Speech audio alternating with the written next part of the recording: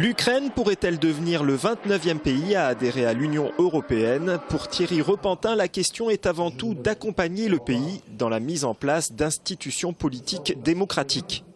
L'Ukraine n'a pas vocation à être adhérente à l'Union européenne. Nous avons négocié pendant plusieurs mois pour faire un accord d'association avec l'Ukraine. C'est-à-dire quoi? Voir comment nous pouvions, et nous pouvons toujours, améliorer les relations commerciales entre l'Ukraine et le reste de l'Union européenne, comment nous pouvons favoriser la mobilité des Ukrainiens par la libéralisation sur les visas notamment, bref, comment nous pouvons les accompagner à moderniser leur économie, comment nous pouvons aussi les accompagner à la modernisation de leur système politique.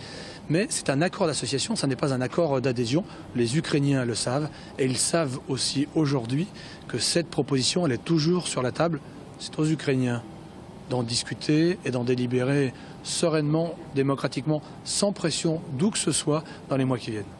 En effet, fin novembre dernier, les préparations à la signature de l'accord d'association avaient été suspendues par l'Ukraine. Aujourd'hui, la donne a changé et une bonne partie des Ukrainiens est clairement pour l'association politique et une intégration économique. Certains d'entre eux veulent même aller plus loin, adhérer à l'Union européenne.